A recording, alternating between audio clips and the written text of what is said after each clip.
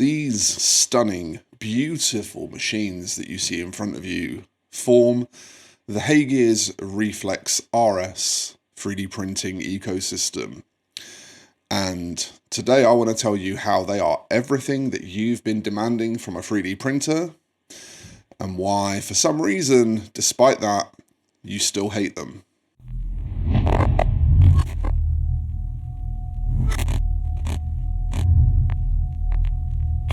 Now look, this video is going to be pretty unscripted, pretty off the cuff, because I want to give a really genuine impression of what we're going to talk about today.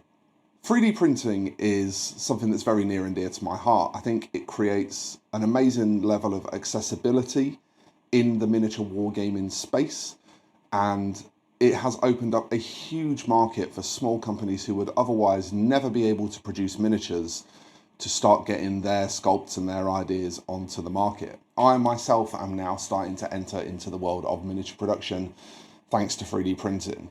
But I'm not you. And for a lot of you, the biggest complaint that I've been able to find through scouring the internet and through being involved in 3D printing for years now is that it's just too much faff.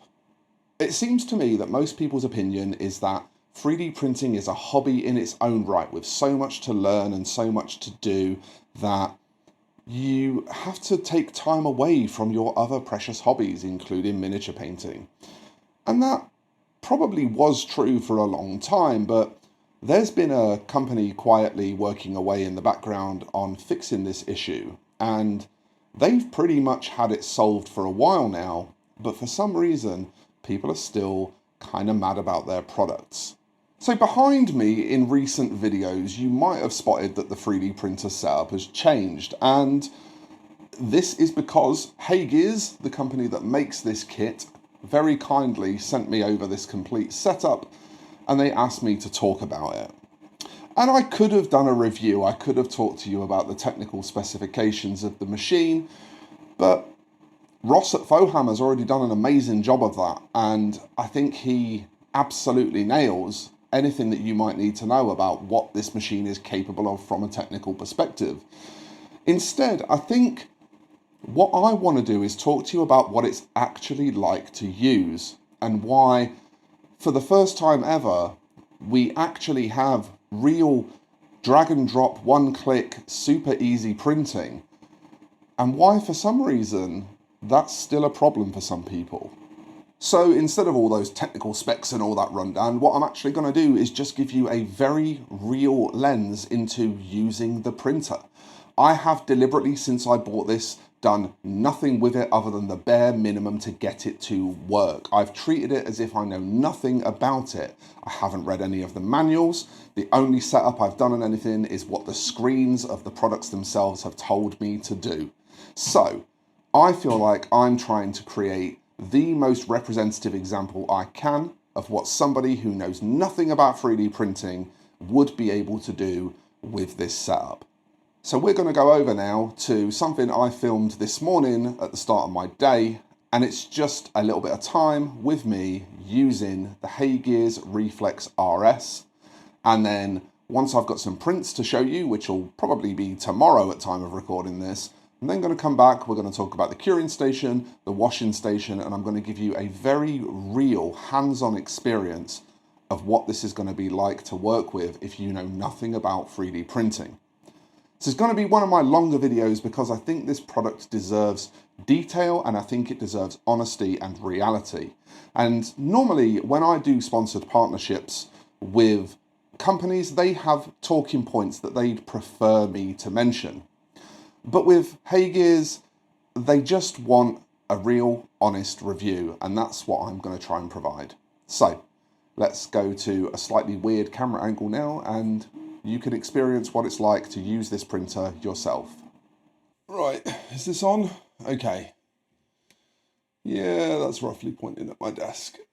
So look, I was trying to think of a posh, beautiful, and elegant way of explaining to you how easy this kit is to use. But the easiest way I can really convey this to you is by just doing it and taking you with me.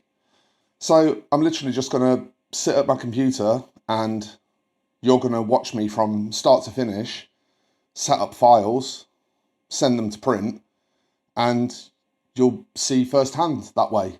That just seems the fairest way of doing it. So this is Blueprint Studio, which is the recording software. Yeah, you can see me good. The the slicing software and management software for the printer. So currently my printer is showing as online. I'm going to whip across.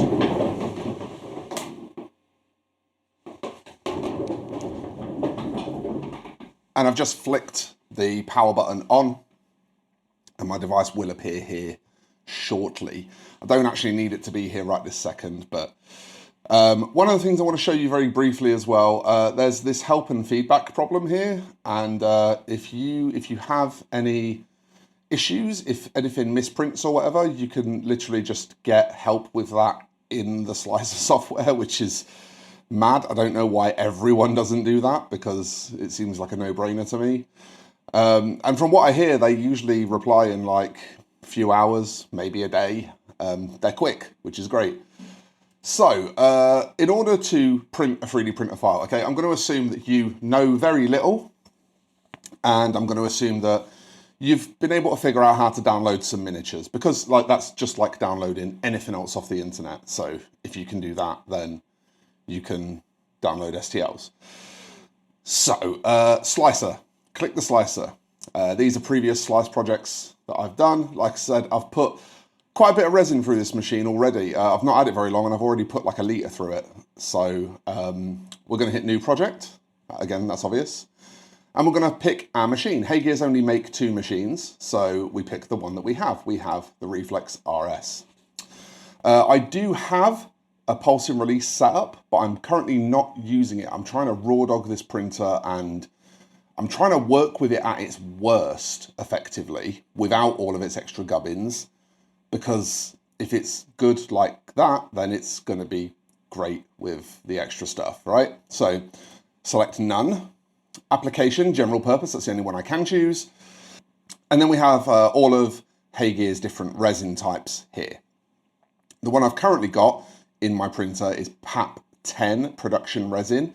They're all very clearly labelled on the bottles, and you don't fill your resin printer like you do with a normal printer. You just insert the bottle into the bottle slot at the back, and that depresses a one-way valve, and the printer just always then has as much resin in as it needs.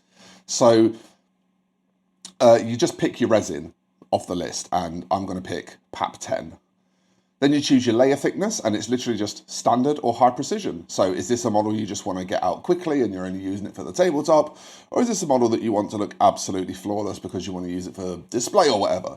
In my case, I tend to generally choose high precision. This does make prints take a lot longer, but they do come out a lot smoother. In fact, as you'll see, they're going to come out basically looking like production quality miniatures. So after hitting apply, we then have this screen where we're told that we can drag and drop files to start or click to import files. I'm going to separately open a window that's got some stuff that I've just downloaded in it. And I am going to grab this new Trench Crusade model. Now, first things first, you will receive your files either supported or unsupported. So this is something to bear in mind. Pre-supported files, you are trusting the person that supported the files to know what they're doing to make sure that your files print properly.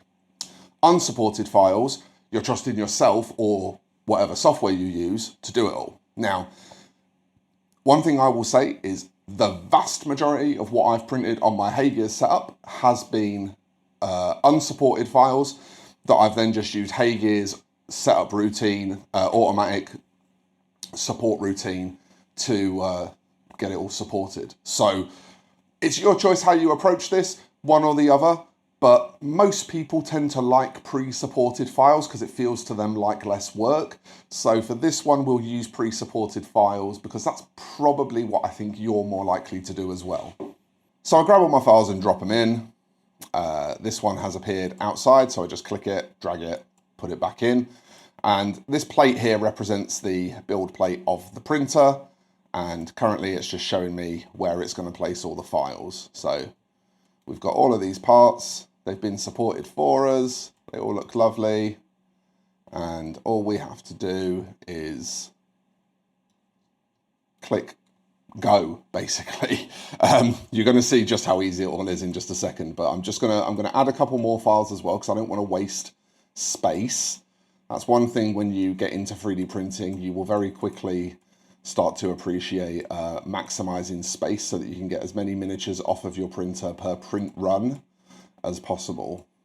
And that's definitely the way to go about it. So I'm just going to cram all of these parts into as small a space as I can get. You see, if they go anywhere they shouldn't, things turn red, okay? So it's very, very easy to tell if you're doing things properly. The software will guide you through and make sure that you don't make any mistakes that will lead to a bad print or a misprint or a non-print indeed.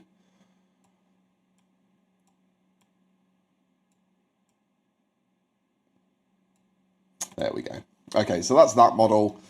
Then I'm just going to grab a couple more models that I want to print. The main one is going to be this one because I want to do a display piece with it. It's going to take a second to import it. That's fine.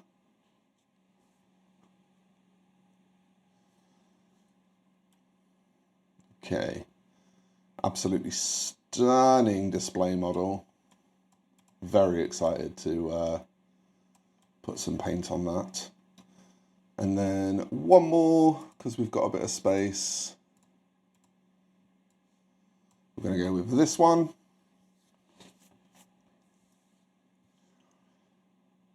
And this one, as you can see, does not have any support structure on it. So I'm going to have to support this one myself.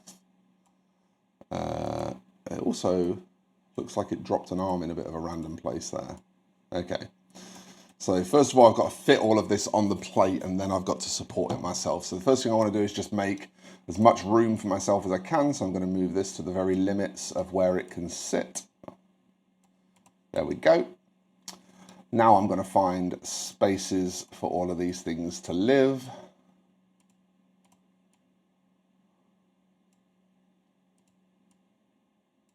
Okay, and then I'm going to orient them. So typically speaking, the way I orient most things is I'll just give it a little 45-degree skew so that it's sort of mostly leaning backwards, and that tends to work most of the time. There are much more advanced ideas and practices that you can go into with supporting up and preparing your miniatures. But for me, this works most of the time, so this is what I do. This part here is a little bit weird. I'm actually going to angle this sort of like that, rather than it being laid flat on the print bed. And then this part is kind of fine the way it is, but in order to not have any supports on the fingers, I think I'm going to actually tilt it this way up because I don't like supports on the tips of fingers if I can help it. So these miniatures, obviously, these will just print as they are because they already have support structure on them. I don't need to do anything with them, but I'm going to also show you just how easy it is to support miniatures in Blueprint software. So I've just held Control and clicked on all of these so that the models with no supports are all selected. And then I hit this support tab at the top. I hit auto support. There are some presets, but I don't need to worry about those right now. I don't need to do anything with this. I don't need to do anything with this, none of it. I don't need to change any of it. This is literally completely standard as the software came to me. None of these settings need changing. Hit generate. Here we go. Support structure coming in. Now, with the support structure, that changes a little bit the footprint of some of these. So I might have to just nip back to prepare and just do a bit more finicking with positioning and stuff. So like I'm going to rotate this like that so that I can bring it a little bit closer to the edge there. This can go back here a bit, no problem. This can therefore tuck in there a bit, no problem. You see, just a little bit of like messing around with the positioning of stuff once it's got the support structure on. And that is now good to go. I can hit print on that now, and I can be confident that I will get successful prints. So this is what makes this software so different to everything else. I've used Lychee Slicer, I've used Chi2Box plenty, even things like Cura for FDM printing. Like I kind of know my way around 3D printers at this point. And Lychee and Chi2Box are fine bits of software, but I do not trust them the way that I trust Blueprint. Everything that I've so far printed on auto supports has printed. So let's send them to print and let's see if the software is going to make a liar out of me or whether that's still going to be the case. So we hit slice here, high precision. Again, we don't touch any of these settings. We don't need to. We hit the slice button. Okay, it's saying that some parts exceed the build volume, so we just need to find where they are. I'm not seeing anything.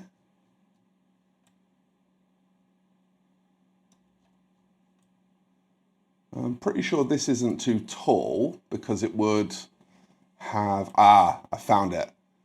There you are. There's a tiny little red bit that I missed. So that's what was exceeding the build volume. That's a very easy fix because all we need to do is just grab this and just slide it back to here. Now there's no red, which means that everything's inside. So now we can hit slice again. Some models have not had added support. So this is because we're using auto-supported files that already had their supports on them. So again, this is just warning us that we may need to support our models. This is a good thing. It's not something to worry about, but we know that the models it's not detecting as having supports added to them are models that already had supports on them, and that's why. So we can just continue through this, and then it's going to slice. This is going to take a few minutes, so I'm going to jump cut to after this is done now and show you what to do next. And we're back instantly. The file has now finished slicing. It took about 3 or 4 minutes. Didn't really want you to stare at a screen for that time. So now we're going to go back to the software and I'm going to show you how easy it is to actually get it printing. So here is our file. We're now just going to hit the home button. We're going to go to slice files. This is going to show all the different files that we've made. And this one here, the latest one that we've just done, it says here not sent, so we know which one it is. No messing around with USB thumb drives or anything. We just click send to printer here. It's going to connect via our local Wi-Fi network to the printer, and then we hit send via LAN. Very, very easy. And it's so nice to not have to use thumb drives.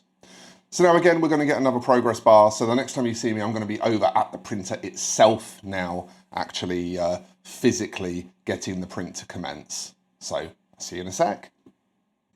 Okay, so whilst that's sending over to the printer, what I'm going to do is just come in, open up the lid, and I'm just going to stir the resin around just to make sure that the resin is all nice and combined.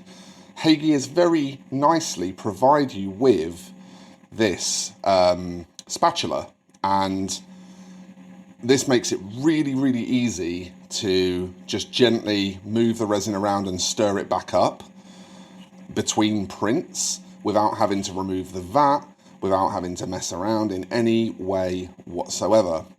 And actually, really conveniently, whilst I'm doing this, I also happened to notice that The bottle of resin is actually empty, so that's a perfect opportunity for me to show you that really cool resin loading system. Hello again. So you're now looking at the back of my printer, and just here I have another bottle of resin. Actually, that's not the right one, because that's the flexible resin. So in here I've got a bottle of the production resin.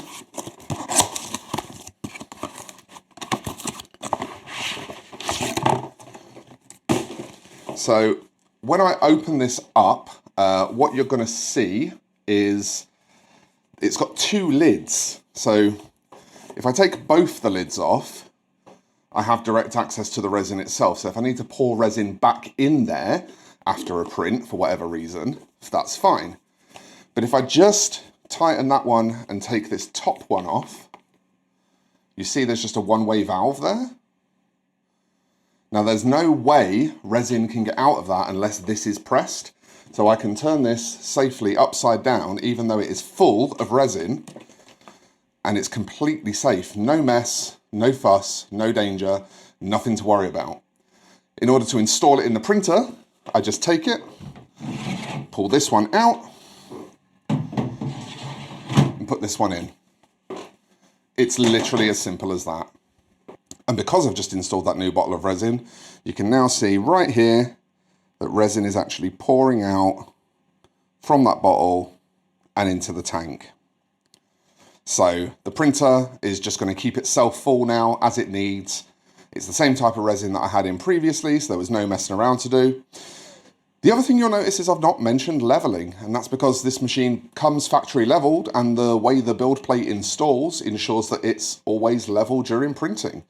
There are some screws that you can adjust if you want to fine tune the leveling, but so far it's been perfect for me. I've had no layer lines, no fuss, no nothing. Right, so here's the touchscreen, and I'm going to show you everything that you need to do to print those files that we just prepared.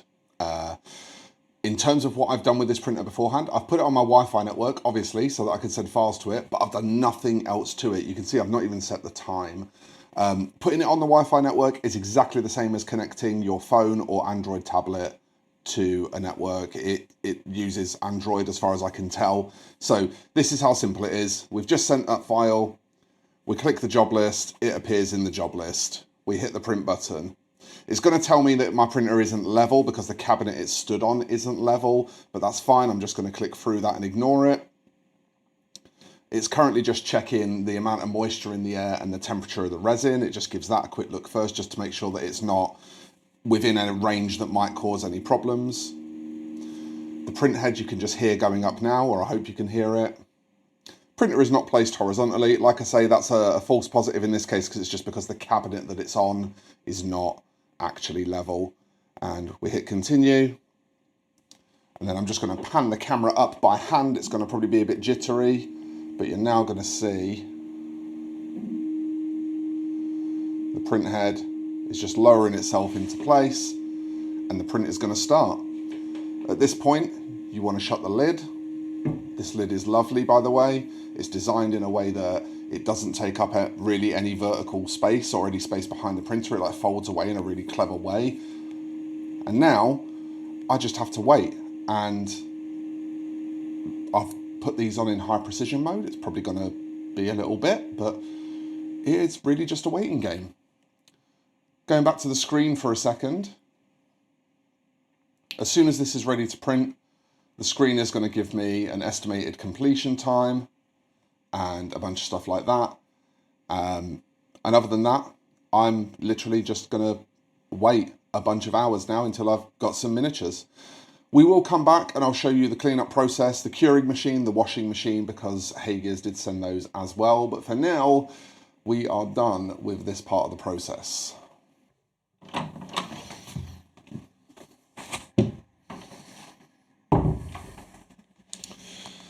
So, it's the next day. I've just got back into the office. The printer is here. I can see that the prints are all ready. They're all right there waiting for me. So this just went at its thing overnight, and now I'm going to show you how simple it is to take what this has produced and get it ready for painting using the adjacent curing station and just off camera, the wash station. Now the first thing I'm going to need to do before I can attempt that is to glove up, so I'll be back in a minute. Right, I'm gloved up and yeah, I'm going to show you just how straightforward this is. So lift the lid. See how cool that lid action is? I'm a big fan of that. This here is a little lever, pull it up, you slide it off. Now, what I like to personally do before I actually take this off is just clear any excess resin from the top using the spatula that they provide. Again, this is provided. Everything I'm using here, apart from the gloves, all came with the printer, so it's a very comprehensive package that they've put together, which is another one of the things I really love about it. So now I can take this off and then we'll switch over to my desk and I'll show you what the de-spruing process looks like. Right, here we are at my desk, and as you can see, this is the plate of miniatures. So on here I've got a sculpt from Female Miniatures that I want to make a nice display out of, a sculpt from Ouroboros Miniatures that I absolutely fell in love with, and a new Trench Crusade piece from Daka Store, which actually is a reimagining of the Sin Eater. And the Sin Eater was one of the models in Trench Crusade that I wasn't in love with, so excited for that too. In order to get these off the build plate, you just use a wallpaper scraper, and as you can see, they come off with very little effort. I've already got most of those off. There you go, there goes the rest. One more. There's usually one that likes to resist a little bit. In that case, it's going to be our big bust, which is hardly a surprise because that's probably the one that's got the most sort of suction force holding it onto the build plate. So we'll get there. There we go. Nice and easy. So a couple of seconds to get them off the build plate, and now we can go over to the wash and cure stations and you can see how that works. And here I am now over at the wash and cure machines to show you how these work. So first of all, we're going to look at this, which is the wash machine. On the bottom here, I've got a tub with a bunch of isopropyl alcohol in it. On the top here, I've got an empty tub. And something you'll notice as soon as you see one of these in the flesh is that they've got valves in the top of them and an outlet in the bottom. And that's so that you can use an empty one to flush out your full one into, so that you don't have to go fishing around in alcohol to collect all of your parts. Nobody wants to go fishing around in alcohol. So it's actually the full one here that we're going to put our parts into. I just pull the lid off the top. And now, with all my parts in hand, just drop them into the alcohol. With all those parts loaded in now, all I've got to do is clip the lid on.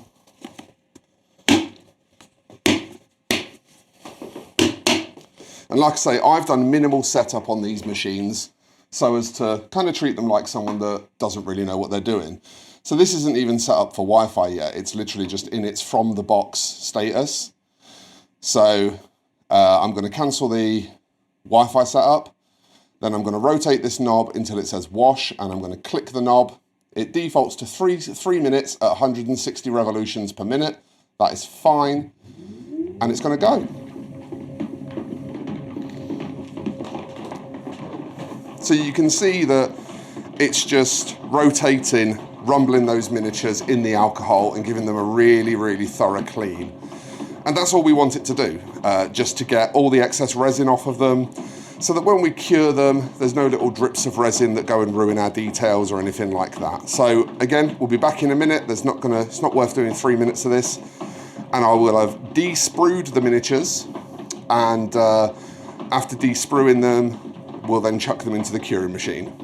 Hello, friends.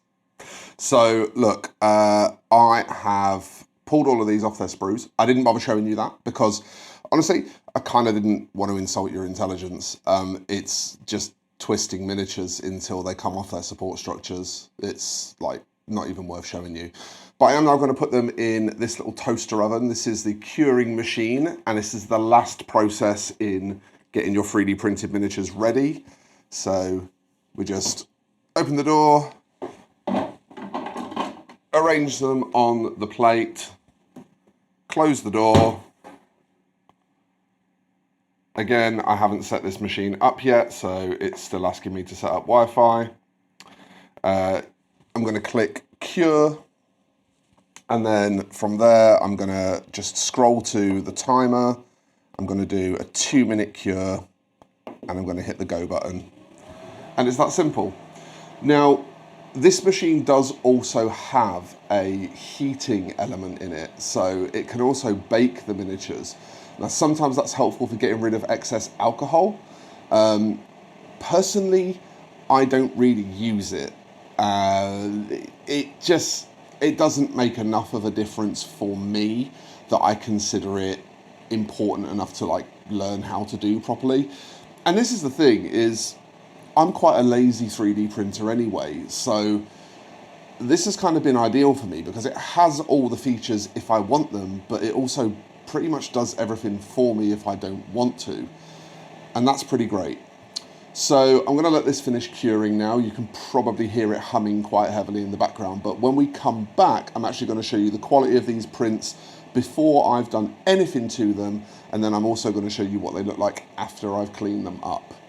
Right, so here we are back at my desk, and I've got some miniatures into a position where I can show you what they look like when they come off of the 3D printer. So let's give you a bit more zoom than that.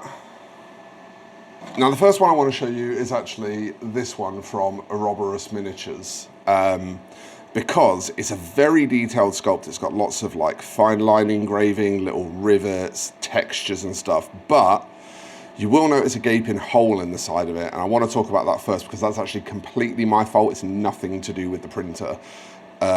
After curing this, before I brought it back to the desk to put on camera to show you, I dropped it.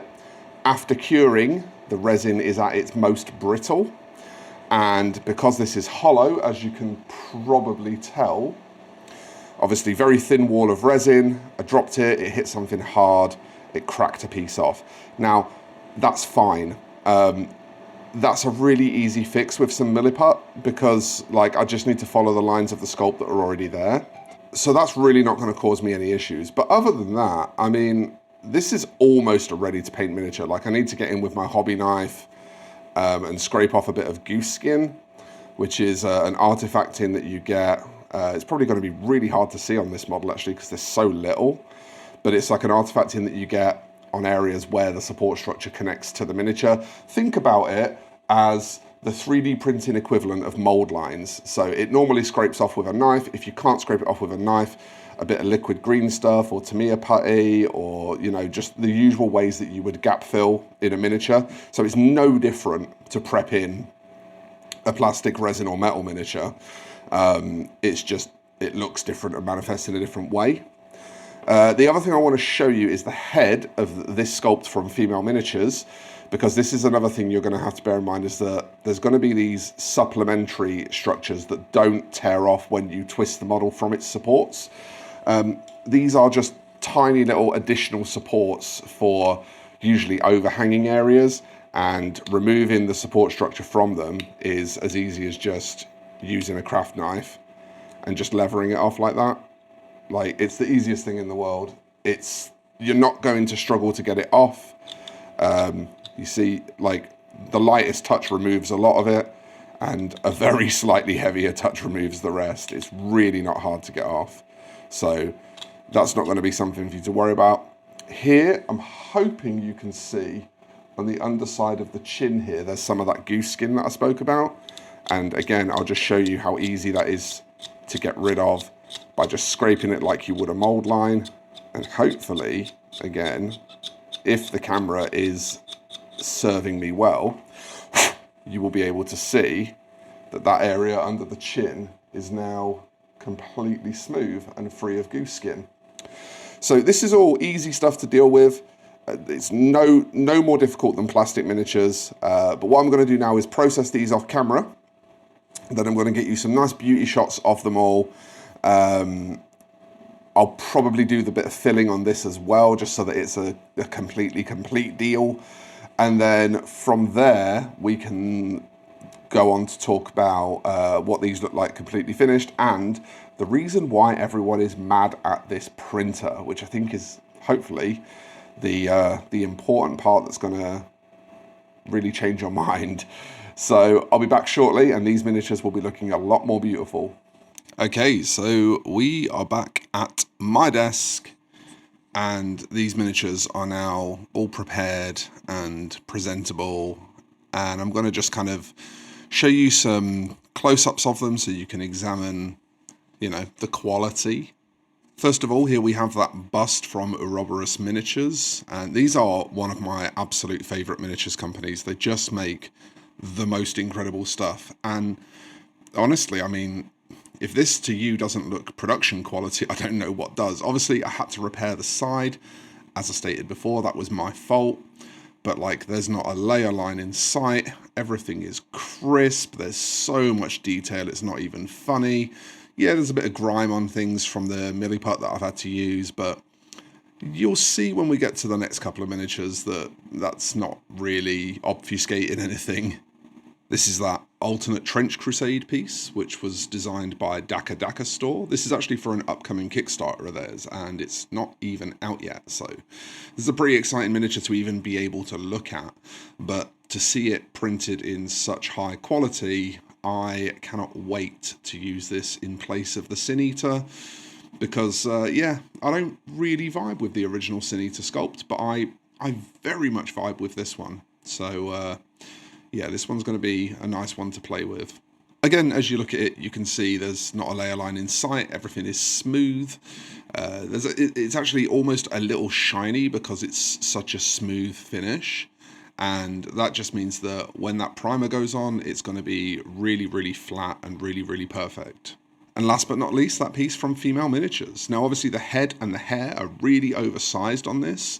And so if you were going to see layer lines anywhere, that's exactly where you would see them.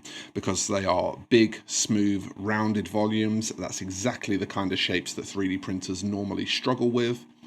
And I want to remind you, all of these have been printed on auto supports. So you are going to get results this good. They're either on auto supports or on the pre-supports that came on the files. So it doesn't matter if you are approaching this knowing absolutely nothing about 3D printing. Your miniatures are going to look this good with this printer.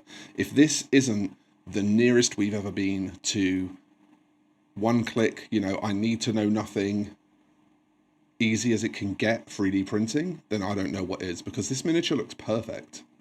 So, you've seen the printer, you've seen the curing station, and you've seen the washing station. You've seen how easy they are to use in, honestly, probably too much detail.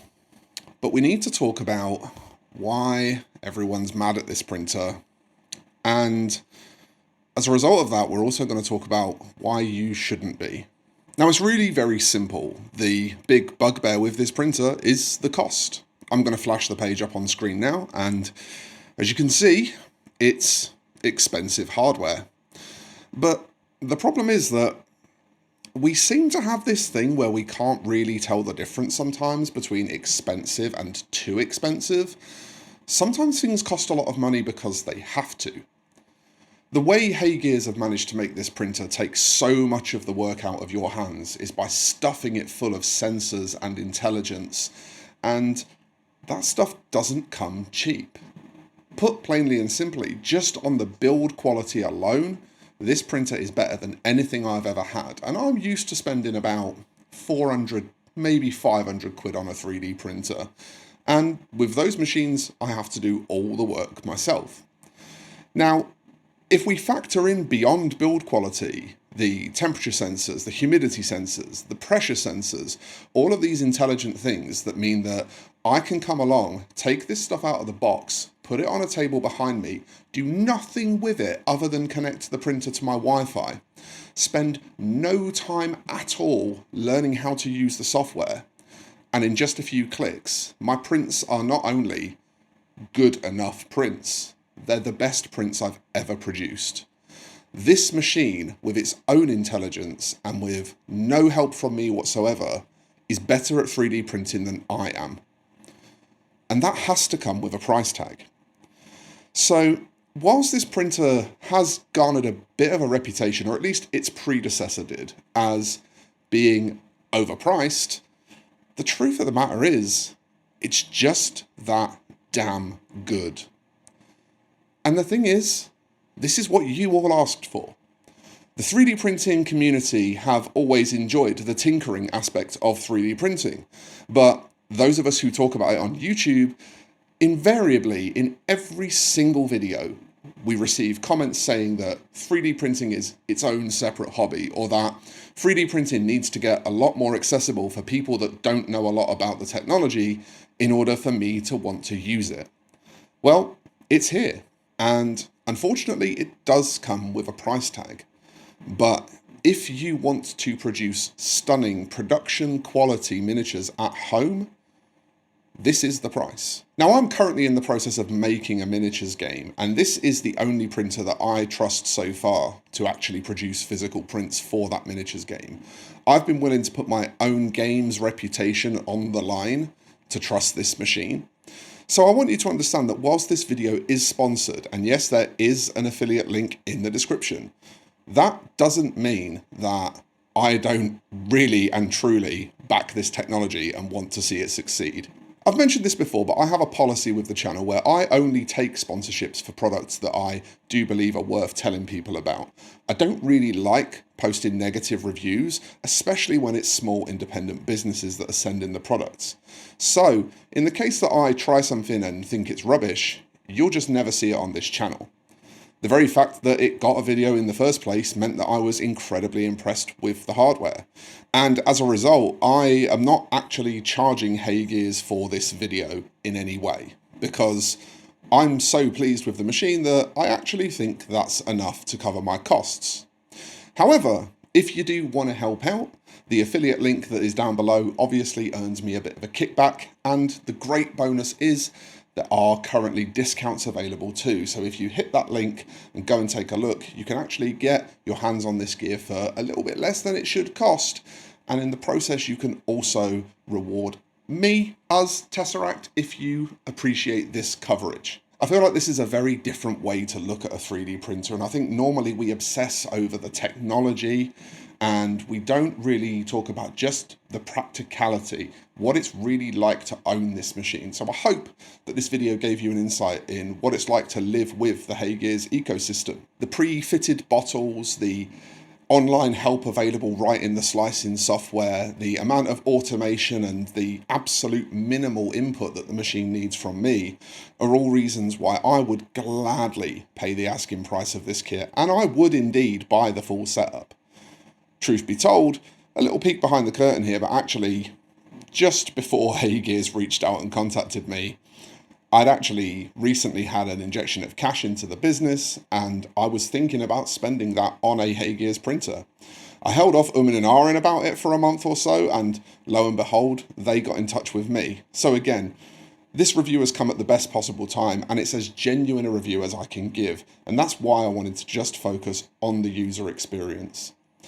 Like I said before, I'm also going to link down below in the description to Ross at Faux Hammer's reviews of this product as well, because he goes a lot more into the tech specs, and if that's the kind of thing you like to digest, then that's going to be really helpful to you. But for me, it's a big old beautiful printer that does really bloody good work, and it does it all for me, and that is the best reason I can think of to get yourself a HeyGears. Thanks for watching, folks. I'll see you in the next one, and bye for now.